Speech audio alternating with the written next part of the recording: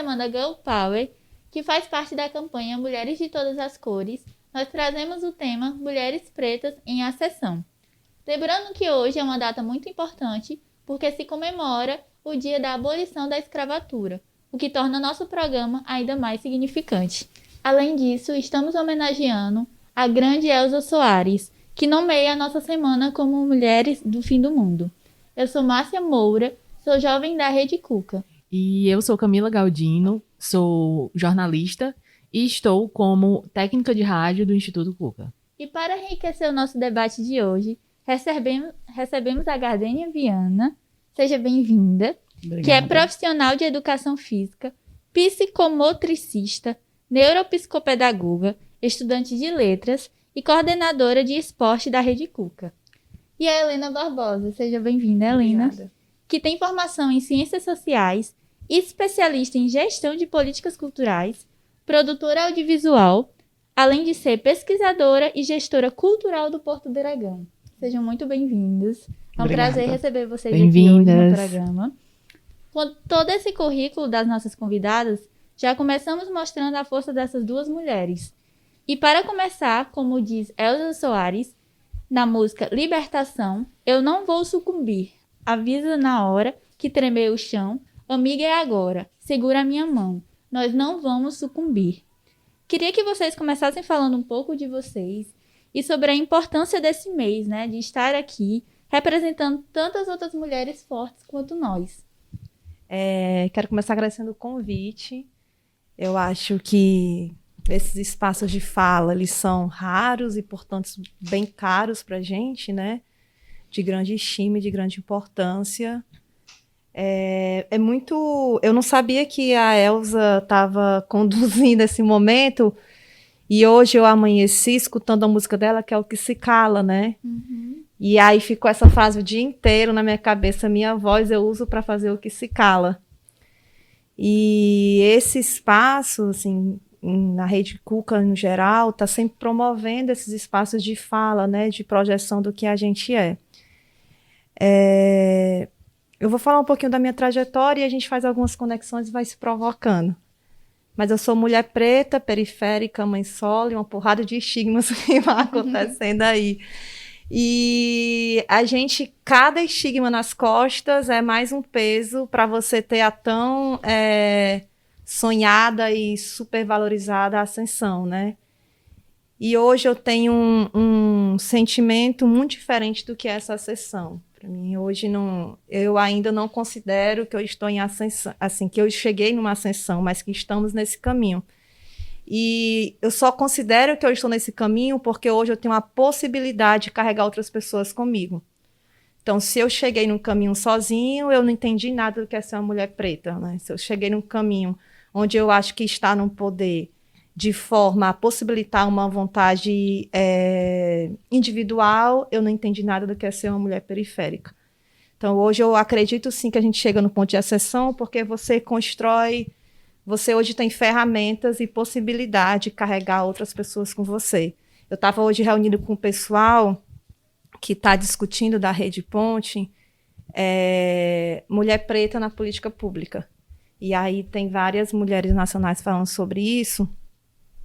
E eu falei que hoje eu tenho uma grande conquista, que é o fato de chegar dentro do Estado em uma posição onde eu consigo, por exemplo, negociar minha equipe. Uhum. Não abro mão, né? Assim, não abro mão. Minha equipe tem esse perfil. E eu só acho que a gente consegue fazer qualquer tipo de mudança quando a gente promove esse aquilombamento.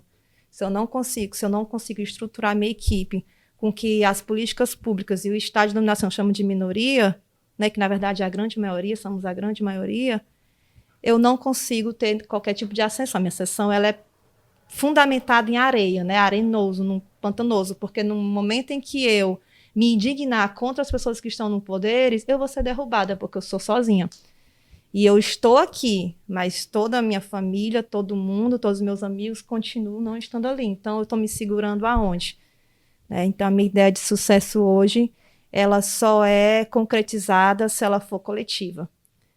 E eu acho que eu perdi um pouquinho a linha de raciocínio, fui falando sobre isso. Mas como é que eu enxergo isso hoje, né? Como é que se dá essa quebra? A gente, eu acho que a quebra se dá pela ocupação. E isso só consegue quando a gente consegue instigar outras pessoas a fazerem isso. Eu estava compartilhando, eu sou gestora do Porto Dragão, que é um centro cultural que é do Complexo do Dragão do Mar. E a gente está pensando hoje uma cultura bem particular, na verdade, né? Assim, o que é que seria esse equipamento hoje? A gente vem discutindo muito qual o desafio de você estar dentro de uma política de Estado para mobilizar uma política para essa minoria. Como é que você trabalha com contrato de gestão, como é que você dribla licitações, como é que você faz uma série de hackeamentos de uma estrutura que ela foi feita para a gente não estar ali, na verdade, né? Quando a gente fala assim, a gente não está porque... meu Deus do céu, é porque a galera não é muito esforçada. E aí foi até isso que eu comentei. Como é que você quer que as pessoas sejam esforçadas se as pessoas, desde o nascimento, sofrem uma série de preterimentos?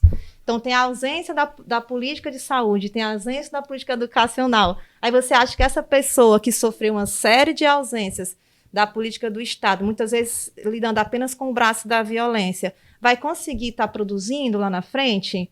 Vai entrar na universidade, vai entrar num centro cultural, vai estar no espaço de poder? Ninguém quer que a gente esteja num espaço de poder, essa é a grande verdade. Porque para eu entrar no espaço de poder, alguém tem que sair. E aí eu lembro muito da Lélia Gonzalez quando fala que vamos falar das pessoas pretas, né? Vamos falar das pessoas pretas. Só que você fica bem no canto, deixa que eu falo por você. Ninguém está mais interessado nisso. A Lélia Gonzalez fala assim, levou um monte de gente preta para falar sobre a cultura deles, mas fica ali, né? Parece aquela...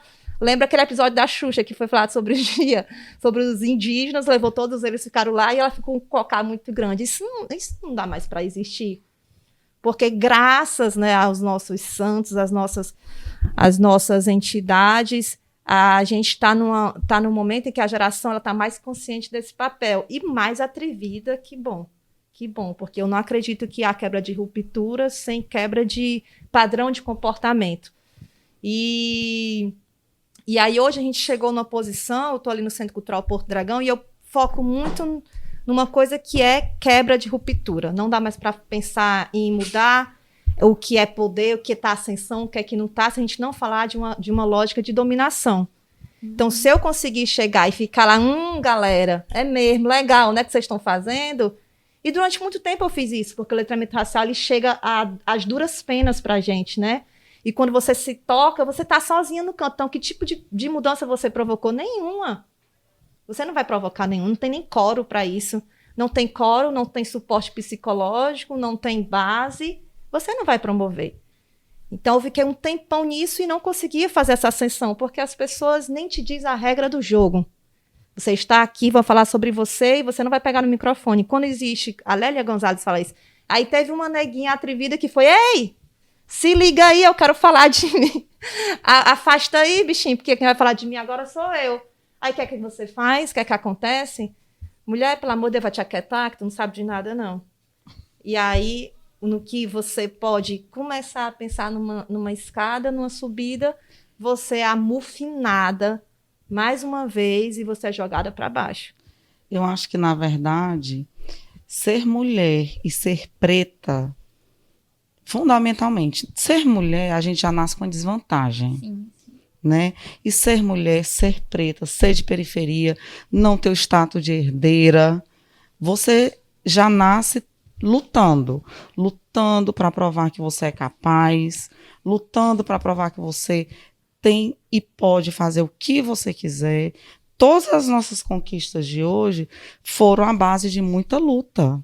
E assim, as novas gerações não percebem isso ou não.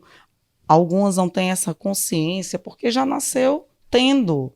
Mas tudo nós conquistamos. Direito a voto, direito a estudar, direito a participar de trabalhos fundamentalmente masculinos. Sim. Então, eu, agora já falando um pouco de mim, eu sou essa preta, pobre, que nasceu numa família que foi a primeira a entrar numa faculdade e escutava desde criança que, minha filha, não tem outro caminho.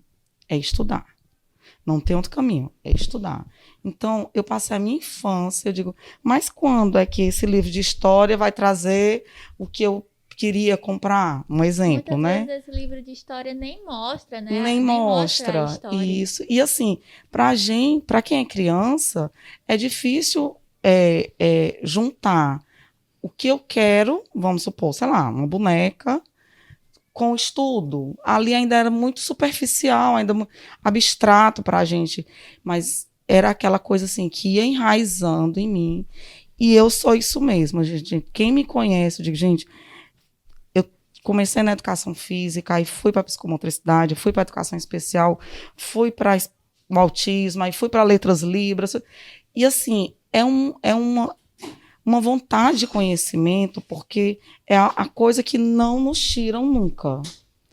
Então, se hoje a gente se coloca nesse papel de gestão, de liderança, tem toda uma estrada de luta, de pestana, de noite estudando, porque não tinha outro caminho. Ou era esse, ou então a gente não se faz respeitar, vamos dizer assim, nessa sociedade que nos coloca sempre atrás. Porque muitas vezes eu acredito que a gente não quer ficar à frente, a gente quer ficar do lado. Ponto. E ficar à frente ou atrás, isso é uma questão, se eu me sentir que posso ficar à frente, mas a igualdade era algo que a gente... é algo que a gente sempre luta, porque até hoje tem muitas mulheres que ganham menos que os homens só por ser mulheres. Nas mesmas posições, nos mesmos cargos. Isso, assim, é inadmissível. A gente não Eu acho que consegue. não nos tiram nunca essa vontade de conhecimento, concordo. E eu acho que a gente não tem o luxo de ser medíocre. Né? A gente tem que ser sempre. Sim, tem 10 o Mano Brown maiores, fala numa melhores. música, né, que a gente tem que ser 5 vezes melhor. E o quanto isso é cansativo ser 5 vezes melhor, né? Assim, E- nem- 5 vezes E melhor. ainda assim você vai estar, na maioria das vezes, sendo liderado por uma pessoa medíocre, que não tem a qualificação que você tem, que não tem a trajetória e que não tem a experiência. E aí, como é que se muda tudo isso, né? Eu tenho uma trajetória que é muito baseada nisso. Você está 15 anos da cultura e você não consegue chegar a determinados cargos. Não consegue, gente. Não tem nada. Não é sobre nós. Não é sobre nós, é sobre eles. Uhum. Não é a gente que está despreparado. É o Estado que é doente, né? A fragilidade vem. Eu Que não falo está o Estado, preparado o pra Estado- gente, o né? Estado político, entendeu? É. E eles, aliás, está. Só que não quer que a gente entre.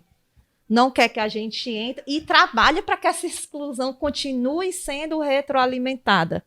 O que é que a gente tem que fazer com isso, né? E hoje eu me vejo numa posição do Instituto ter 14 anos e eu ser a primeira mulher coordenadora de esportes. Em 14 anos de Instituto, olha Tem que isso tudinho. 14, e eu sou a primeira mulher coordenadora do setor de esportes. E isso, assim, também foi uma evolução, é um marco, é um marco dentro do Instituto.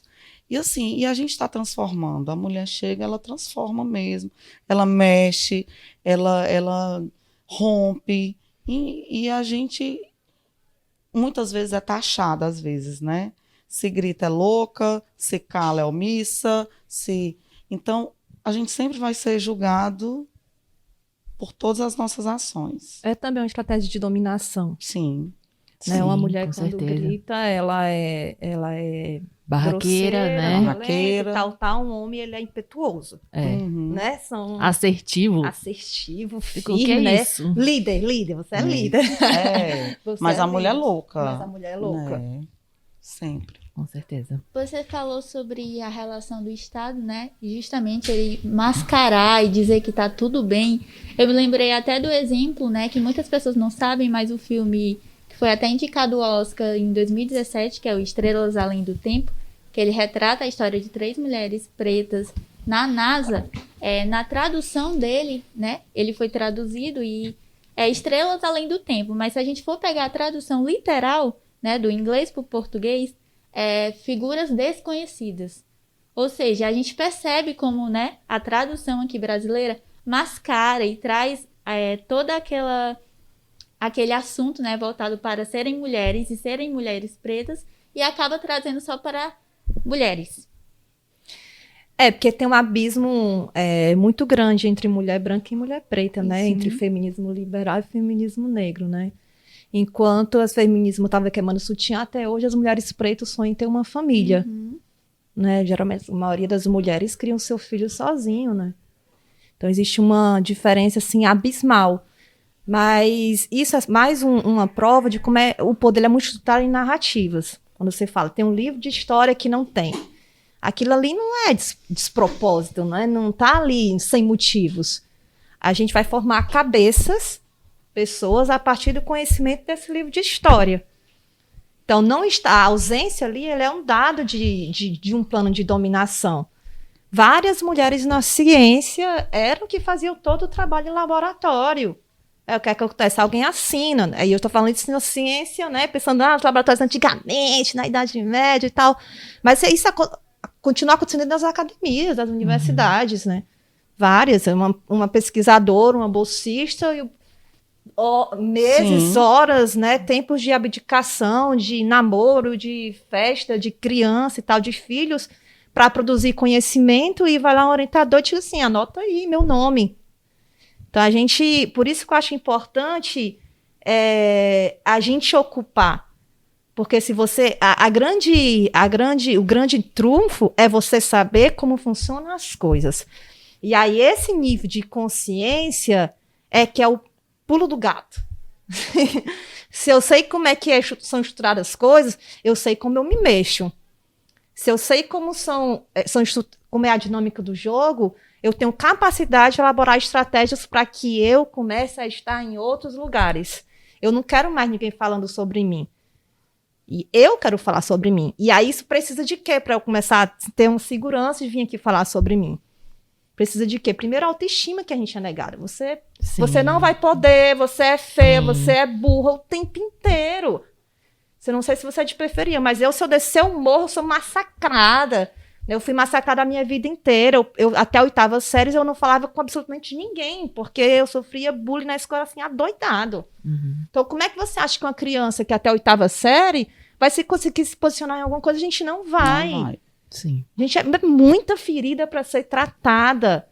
E isso faz parte da fase 1 do plano. E aí você sobrevive, né? Porque nós somos sobreviventes. Sobreviventes de um inferno mesmo. Somos sobreviventes de um inferno.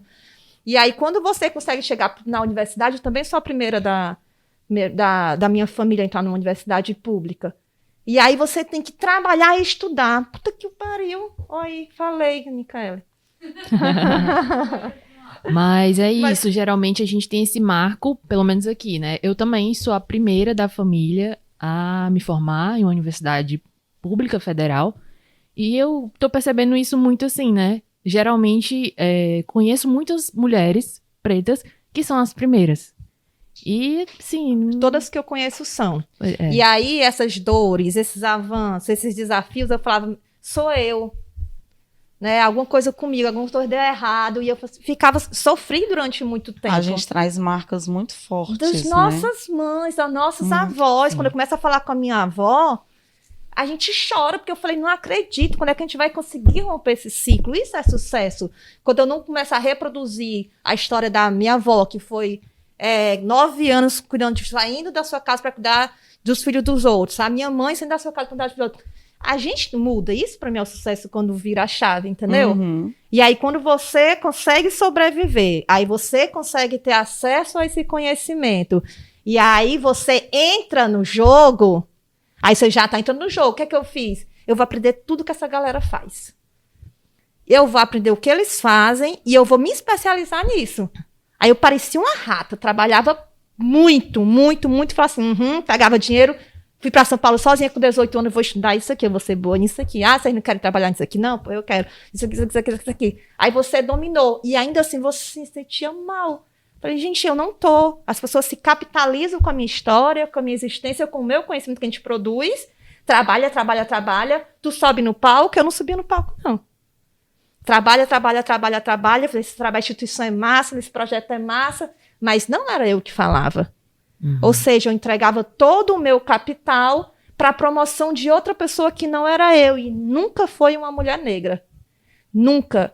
Eu sou a primeira da minha geração da cultura, eu sou a primeira gestora negra, eu sou a primeira travesti preta que tem na equipe é minha. A minha equipe é a única equipe completamente negra. Então, assim, não estava trabalhando para os meus, não. Estava trabalhando para uma galera aí que já é herdeira, que é uma questão de poder. Não estou mais afim. E aí, quando você vai para essa consciência crítica, fala assim, mas o que a gente vai fazer? Eu falei, não, sou eu, essa experiência é minha. Aí eu comecei a ler essas pessoas que estão aqui com vocês. Djamila, comecei a ler Patrícia Hill Collins, Lélia. E aí como é que pode? O que eu passo aqui, o que você deve passar provavelmente, as pretas norte-americanas estão passando, o que é que a gente tem em comum? Eu falei, velho, eu achei que era corra minha, velho, bem doida. Não é. Aí eu sentava no bar com a menina e falava, mesma coisa, primeira na família, não sei o quê, ninguém assume relacionamento comigo, não sei o quê. Pessoa muito mais cobrada. Estou há anos no trabalho operacional e nunca tenho uma sessão para um trabalho de direção, por exemplo. Primeira coordenadora do Cuca. É um trabalho, gente, muito... É uma estrada muito dolorida. Mas eu digo que isso nos fortalece muito. Porque, assim, você estar sempre em locais ou em momentos, em situações que você tem a certeza que você é muito mais preparada do que muita gente, vamos falar, do mercado de trabalho. E você não é escolhida. E nem recompensada. Porque se você é mais preparada, quantas noites de sono você perdeu? Quanto dinheiro você colocou na xerox da universidade pública? Quantas vezes ficou comendo salgadinho no terminal do Papicu, tá ligado? Então, que devia estar ganhando uma grana era nós. Era os nossos. E na hora do reconhecimento, ou na hora... Enfim, nunca é pra gente. A gente sempre fica atrás das cortinas, vamos dizer assim, fazendo tudo por trás, e na hora do reconhecimento falta. Isso falta. Agora eu vou puxar aqui para a minha profissão. A educação física é uma profissão, assim, muito, muito abrangente. A gente é alegre por natureza, eu digo, porque acho que a atividade física libera esses hormônios que a gente... Sim. E a gente... tenta mesmo, trabalha de 4 da manhã à meia-noite e em várias vertentes. Então, é uma galera que está ali batalhando, lutando. E o reconhecimento, não só de empresas, da sociedade mesmo. Sabe? A gente estuda muito. Eu vim numa profissão que era assim, não precisa estudar para fazer isso aí, não. Você escolheu uma profissão que já tinha um status de preconceito. Hoje, não mais. Sim. Mas, há alguns anos atrás, se tinha-se. Hoje, a educação física na Federal já chegou a ser o segundo curso mais disputado. Perdia para medicina. Enquanto há anos atrás, não, se pensava assim, não passou em nada, vai passar em educação física. E não sabe o quanto a gente estuda, o quanto a gente tem que estudar e ralar. E para se especializar, no que eu me especializei, são poucos os educadores físicos que trabalham com pessoas com necessidades especiais, com terapia, com ciência do comportamento aplicado. E é isso mesmo. Deixa de sair, deixa de fazer muitas coisas, abdica, inclusive da família, de estar perto das filhas, porque eu tenho 2, e para estudar. Quantas vezes eu escutei assim, mãe, tu vai estudar de novo. Mamãe, tu vem para cá, viajou com a gente, e tu fica no quarto do hotel estudando. E aí a gente, meu Deus, eu tô de férias, eu vou baixar aqui um pouquinho o computador, eu vou tentar, porque a gente não para, a gente pensa que não, se eu parar eu vou ficar atrás, e a gente vive nessa eterna busca. Parece assim que a gente quer sempre provar algo. A gente acaba não se valorizando. Não se valorizando. Ou então, assim, a gente sempre quer provar, inclusive pra gente, sim, que a gente é capaz. Não, eu sou capaz, eu vou fazer isso e vai ficar bonito. E a gente é muito perfeccionista com as nossas coisas também. Porque a gente quer que saia perfeito. Porque se não sair perfeito, já É porque a gente sabe que a gente só tem um tiro, né? não é. A gente só Pronto, tem é um isso. tiro. As pessoas, essas pessoas com bem menos qualificação que atuam do nosso lado, elas têm uma margem de erro muito grande, né? E aí existe uma cerca de defesa. A gente sabe que errar para nós é mais pesado. Errar para nós é pesado. Por isso que a gente é perfeccionista. Às vezes a gente não quer, não. A gente quer ver uma série, ficar vendo besteira, e a gente não tem esse espaço. É muito cruel. É muito cruel. A gente estava falando aqui sobre representatividade e eu vou aqui tentar polemizar, né? Que assim, às vezes a gente também vê a questão de representatividade e a gente vê uma pessoa negra ali no meio de várias pessoas brancas, né? E aí uma representatividade assim, vazia, né? Há muito tempo atrás a gente via o quê? Se falar na Maju, né? No jornalismo da Globo e parecia assim que só existia ela lá e todos os outros jornalistas brancos, né? Então, da gente falar um pouco da importância disso também, de às vezes ser o único negro num local majoritariamente branco, né? O quanto isso também afeta a saúde mental dessa pessoa negra que tá lá, né, sozinha. E também, assim, às vezes é o quê? Uma cota? É só uma pessoa para representar? Assim, como é? Eu acho que o mercado publicitário, ele trabalha dando respostas. São malas. Sabe o que é mala? Essa galera, mala. Está existindo, né? Na verdade existe há muito tempo, mas veio uma onda desde, acho que ano passado essa onda ficou ainda mais firme, que é um avanço do movimento negro, né? E aí, assim, na prática, nas redes sociais, né, viramos consumidores ativos, né? Viramos consumidores ativos de Ibope, de produto para cabelo. Menina, quando eu comecei, cadê um creme para passar no meu cabelo que não tinha? Não existia, não. Só tinha um relaxamento lá da marca Pi, que a gente para inchar lá e vai. Não tinha um creme para cabelo. Escuro. Escorrendo o ó, entendeu? Se você abrir hoje a paleta, com isso, sem aquilo, com aquilo. É porque o mercado está consciente de lucro. Está consciente de lucro. Viramos consumidores ativos, né? A outra coisa é, por exemplo, na TV, enfim, nos canais de comunicação em geral, vem acontecendo por uma coisa chamada cancelamento. Estamos mais organizados e mais críticos. Né? E a internet tem um papel fundamental nisso, porque essa geração também está mais crítica. Né? Assim, quem está antes de mim, com os seus 20 e poucos anos, é uma galera que quer tacar fogo. Não sei se é uma galera que quer ocupar, não. Tem galera que quer destruir alguns lugares. Isso também é importante. Tem lugar que a gente não precisa ocupar, não. Bora destruir, porque não faz o menor sentido. Foi construído em cima do nosso sangue, da nossa história, dos nossos, entendeu? Então, eu acho que ele vai dando resposta. Tá assim, bota aí uma preta, bota aí um preto. E sozinho, gente, isso é muita sacanagem. A impressão que eu tenho que assim, é um cala-boca. Sim. É sempre querendo colocar, sempre colocando várias, vamos dizer, opções. A mulher gorda, a mulher negra.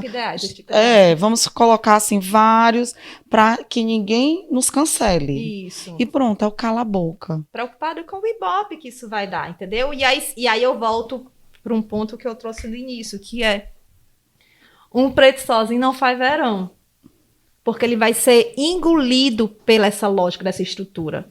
Ele não vai ter sequer força para negociar com a estrutura de violência que sofre diariamente. Ele vai ser engolido, ele vai adoecer, ele vai para terapia, ele vai querer abandonar o trabalho. Todo mundo que eu conheço que começou o letramento racial fazer mais sentido para a sua vida, quis abandonar tudo. Eu passei 6 meses chorando. 6 meses chorando, mulher. Passou um monte de cor na vida quando começou a ter ciência do que... valha. Depois de 6 meses, aí pronto. Já aí vou... chora. Fênix, né? Não dá certo, não quiser. Pera ainda que não vai ser desse jeito. Não, se não for por mim, vai ser por quem? Se as pessoas acham que eu cheguei a algum lugar, cadê os meus, né? Aí eu, então é isso? Então bora começar o jogo, que agora eu sei como é que joga. Aí, na primeira oportunidade, 1, 2, 3. Quando vê, a gente é 10. Quando vê, a gente é 100. Quando vê, a gente é defendido por mais de 50 mil humanos. E eu acho que aí a gente volta para o aquilombamento. Gente, não faz sentido não estar juntos. A gente tem que andar de bloco, porque o sistema é cruel. É difícil. E ele é cruel para nós. Eu já falei essa palavra algumas vezes aqui, né? A gente acaba entrando num ciclo vicioso que nem sempre as pessoas negras, eu vou falar não só em mulheres, mas os negros em geral não pensam assim. Tá numa posição que eu posso liderar e não junta os seus. Sim. Sim, E acaba ficando sozinho, um negro só, fazendo verão, tentando fazer tentando. verão. sim, verdade. Então, acaba que não se deixou-se levar pelo sistema e não se sentiu, ou não se reconheceu, não sei. E essa consciência é muito importante. A gente está junto sempre, Sim. porque nós somos inspiração também. Também. Não me sinto que cheguei lá, não me sinto que estou. Não, eu costumo dizer que eu estou sempre florescendo. Porque eu estou sempre assim, não, encontrei isso aqui que é legal e vou. Aí depois eu encontro outra coisa e acho legal. E quando eu vejo, já estou fazendo várias coisas, porque uma coisa se liga sempre à outra. Eu digo, não, é o universo falando comigo e já está. E é isso. É sempre florescendo. Porque se não for assim, a gente acaba virando a mufina. Pronto. Sim. Mais conhecido chamado banzo. verdade. A gente fica naquela. Mas a galera não tem essa consciência, e aí eu digo, ela não ter a consciência faz parte do plano. Porque quando a gente tem a consciência, a gente muda a história. É um auto-boicote, né? Assim, tá tudo certo, não é pra ter consciência mesmo, não, tá doida? Lá vem eu que dizer que a próxima presidenta tem que ser preta de periferia do Cuca, você tá doido? Entendeu? É muito atrevimento. Não pode. Sim. Não pode. Ninguém tá disposto, retomo a fala da Lélia Gonzalez, de dividir o banco do poder. Pra tu tá no alto, alguém tem que descer. Vai descer quem?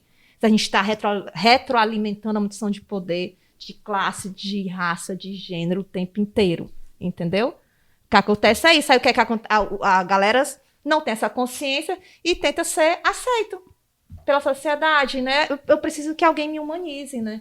E essa aceitação diz pra ele que tu pode ser gente, tu pode ser um de nós, entendeu? Sim. Aí a gente vira refém desse auê todo. E engraçado também essa discussão é que a gente está falando de trabalho, mas também no campo afetivo, né? Dos nossos relacionamentos, a gente falou no início, né? De estar em uma relação que você não é assumida, né? Então, como nós, mulheres negras, a gente passa por dores que só a gente sabe quais são essas dores, né? Em amizades, né, de você ter um grupo de amigos, mas você nunca ser considerada a melhor amiga de alguém. Você fica só ali no colega. Ou você está em um relacionamento afetivo e você não ser assumido por essa pessoa, né? Enfim, de dores que só a gente sabe. Que mulheres brancas talvez nunca vão saber o que é essa questão de não ser escolhida, né? Então eu acho que isso é muito importante. E a gente aqui tá falando muito no campo profissional, mas acho que também no campo afetivo, né?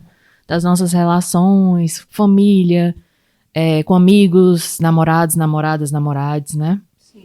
Como eu vou dizer assim, a pele, mas no sentido figurado, né? Figurativo. Como a nossa pele traz marcas. Porque em todos os campos, a gente sempre tem uma história para contar. Sempre tem.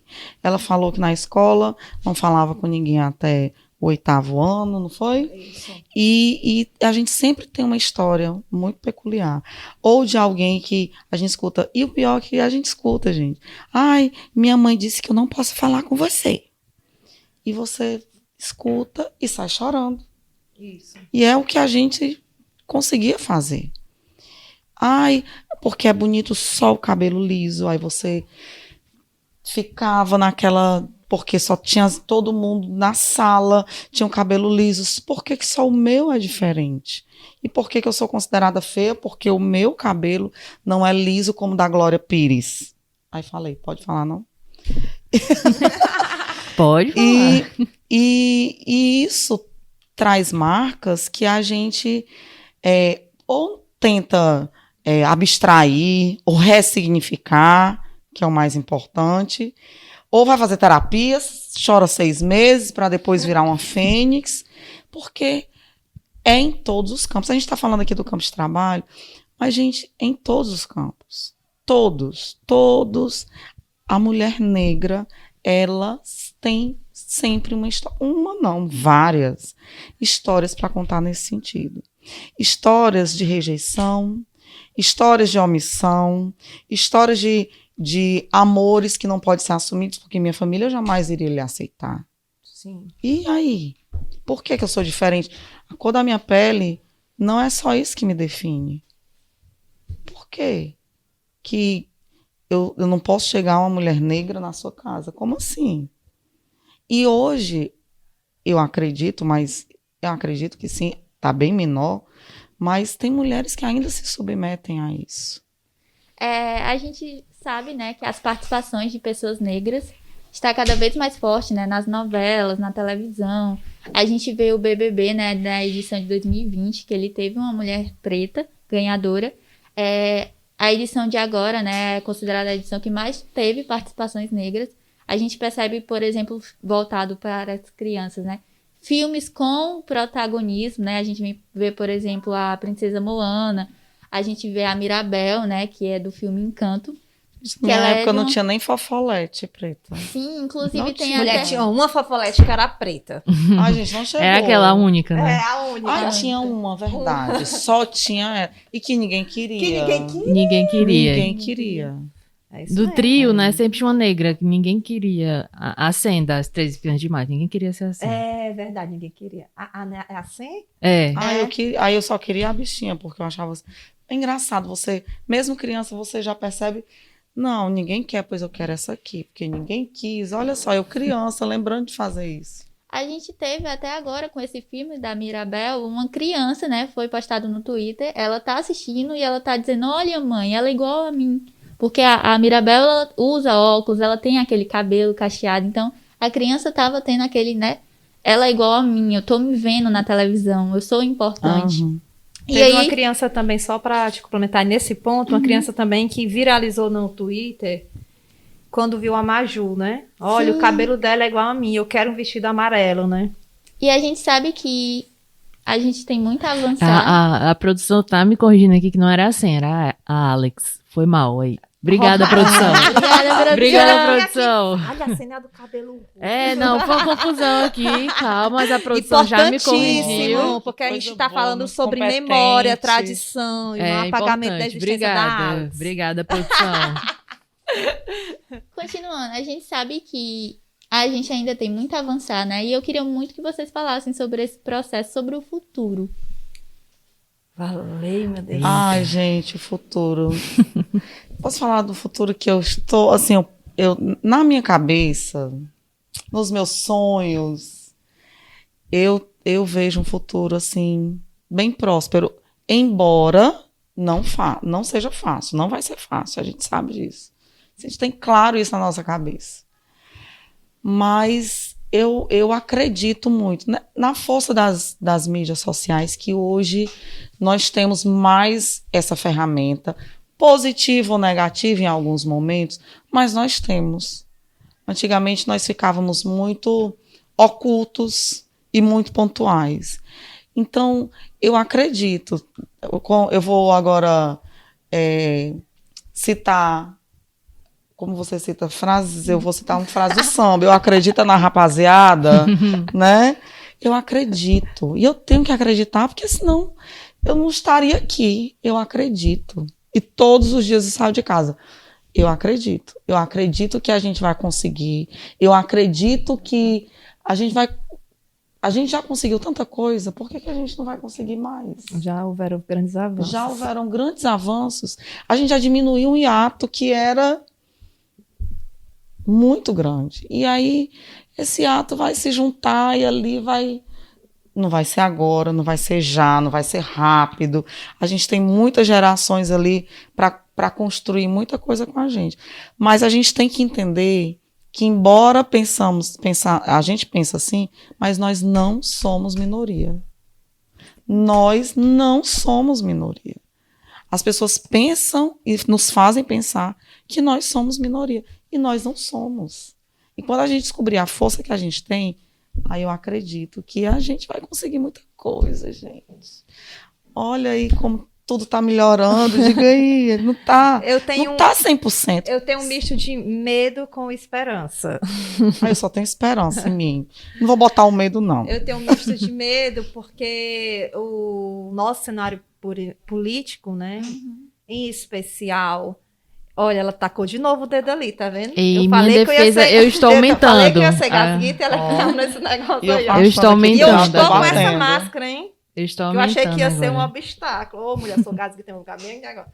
Ó, eu acho que assim, a gente tem um cenário político onde atenta contra a nossa existência todos os dias. Né? Ao mesmo tempo que a gente tem crianças reconhecendo em filme da Disney, a gente tem crianças no Rio de Janeiro, né? Vou dizer aqui do Rio de Janeiro, mas, enfim, isso é nacional, sendo baleadas voltando da escola. E essas crianças têm cor, têm classe, né? A gente mesmo tem que ter a Thelminha aí participando, até sendo vencedora, ou tendo um monte de gente preta entre o Big Brother, que eu tenho as minhas questões com isso também. A gente tem a Carol com K saindo com 99 de rejeição. E a gente sabe que se fosse uma pessoa branca, ela não sairia com isso. A Picon foi extremamente arrogante, né? E você acha que ela vai perder algum contrato ou ganhar mais 10, mais 15, mais 20? Eu fico sempre pensando nisso. A gente temos nós em cargo de gerência, de coordenação, mas não temos nós em cargo de presidência ou diretoria. Eu tenho receio disso.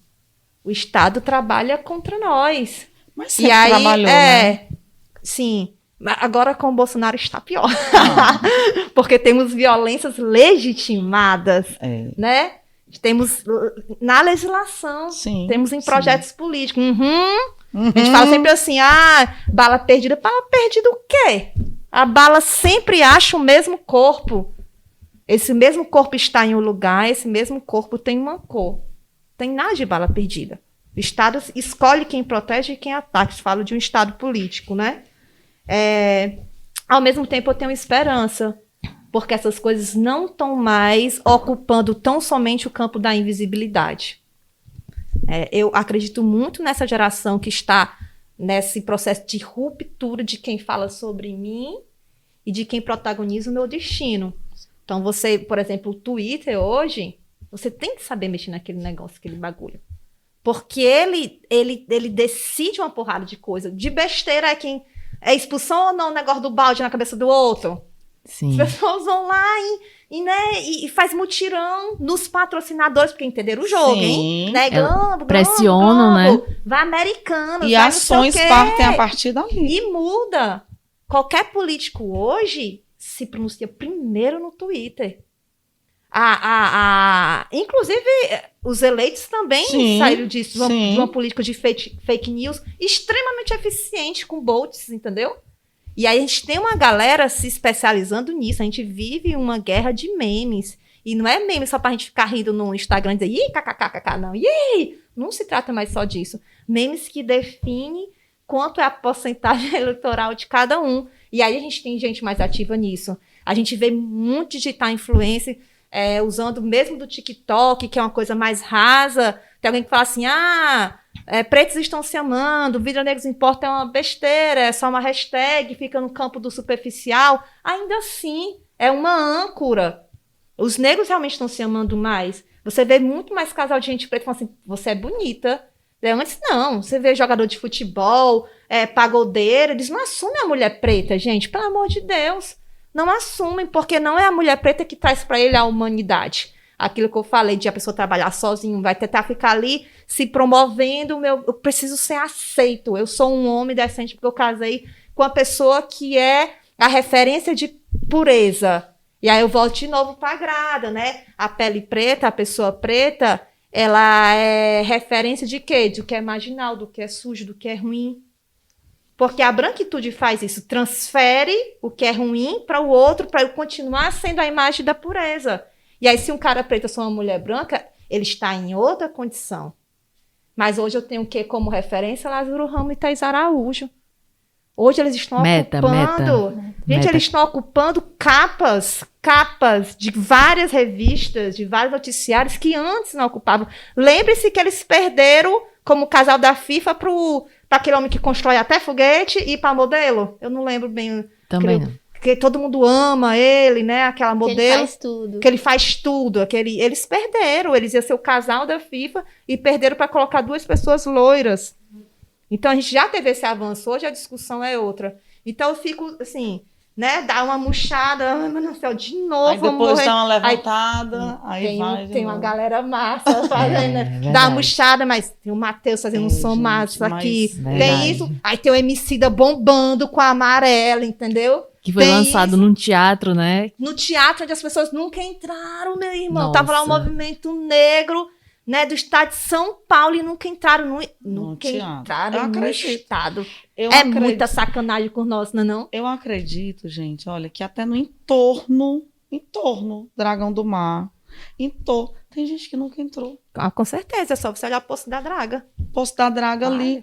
Quantas vezes eu fui naquela comunidade e na época da construção, que não construiu do negócio do dragão do aquário. Pronto. No aquário a gente fez muitas intervenções lá.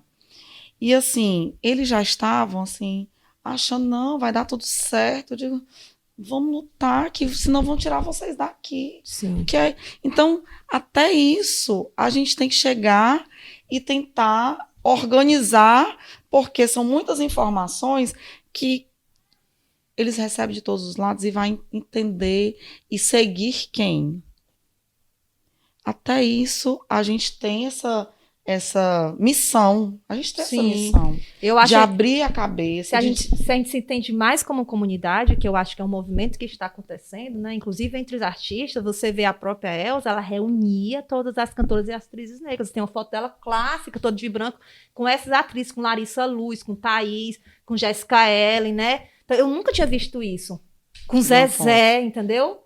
Ruth, né? Protagonizou uma porrada de coisa que a gente não tem noção, né? E aí a Elza fez esse movimento antes da sua partida. Ela começou a instigar isso. Zezé instigou isso, Thaís instigou isso. É aniversário, minhas amigas pretas aqui. Deve ter grupo de WhatsApp, deve ter tudo. Ah, eu vou para uma campanha, mas eu quero outra campanha. Elas estão fazendo isso. Eu vi Thaís e Lázaro no podcast com o Mano Brown e fala isso. Vai para uma campanha, quero que essa pessoa entre. Que é o que a gente vem falando desde o início. Ascensão e sucesso pra gente só faz sentido se ele for coletivo. Eu não consigo imaginar o que a Thaís Araújo sofreu dentro da TV. Não consigo imaginar para ela estar viva agora. Aí imagina, você encontra o Lázaro, um baiano que vem do teatro popular, né, com história linda dentro da ilha dos pais e tal. Competentíssimo. Putz, eu tenho uma base agora, né? Poxa. E aí eles vão construindo, que a gente chama de aquilombamento, construindo, e aí eles conseguem fazer hoje coisas muito mais estruturais. Aí a gente pode falar de sucesso. Porque ninguém tá mais focando eles na capa por um casal de nem de é mais homem, um mulher, fazendo loiro. verão, né? Não, são várias gaivotas. O céu é outro agora. O papo tá massa, gente, mas a gente precisa encerrar, né? Nosso tempo, a produção tá ali só... Agoniado, vai no outro, vai no outro. Vale, a gente fala demais. Eu só acho que a gente não deixou. A gente fala demais. Mas eu a adorei. A nervosa pra falar e nós nem... Tu não deixa nada tinha 10 perguntas, não fez nem 4. Mas eu adorei demais. Não vai mais convidar a gente, não. Eu queria agradecer vocês por estarem aqui, por esse papo maravilhoso, né? Vou deixar a Marcinha finalizar, porque ela é a nossa apresentadora, mas eu queria muito também agradecer a produção do programa, né? A galera não tá vendo, mas atrás das câmeras tem 2 mulheres pretas com a gente aqui. Bota a cara aqui. Nica, que fez todo o roteiro, toda a produção, né? Quero agradecer a ela pela confiança de estar aqui. O Eli também, que tá aqui dando todo o apoio. E é isso, eu acho importante falar também que por trás das câmeras tem, né, essa galera com a gente, que também são 2 mulheres pretas, que estavam talvez aqui só concordando com o que a gente estava falando, né? E é isso, obrigada, pessoal, foi massa estar aqui com vocês. Eu que agradeço demais, e, gente, pode me chamar várias vezes. Obrigada, gente, foi um prazer, o bate-papo foi muito bom, e falando como jovem da Rede Cuca, né, eu acho muito importante a gente trazer, né, esses ensinamentos e justamente pensar na esperança. E não há esperança sem antes a gente, né, trazer todo o contexto. E é isso. Eu queria muito agradecer vocês. Obrigada. Eu quero agradecer o convite da equipe do Cuca. Tenho verdadeira admiração pelas pessoas que constroem em especial as pessoas de base, a qual eu valorizo muito. Não é a primeira vez que eu estou contribuindo com a Rede Cuca, eu espero que não seja a última, apesar, né, que eu falei demais. E vida longa a esse espaço, gente. Parabéns pelo trabalho, parabéns vocês que estão aí atrás, obrigada às meninas pelo convite, pela tolerância nossa a gente se passar um pouco. Vida longa, parabéns pelo trabalho. Cortes que vocês precisam muito fazer bom, aqui, porque a gente não para de falar. Vai ter que fazer um resumão. Não, eu sou suspeita em falar o quanto eu me sinto bem aqui nesse equipamento. As meninas estão vendo aqui que é quase 24 horas, né? Mas a gente faz com tanto amor, a gente tem tanta gratidão e vontade, esperança de estar aqui, que eu só tenho a agradecer mesmo o convite. E estarei aberta para me disponibilizando sempre que necessário, viu? Obrigada. Obrigada, gente. Beijos.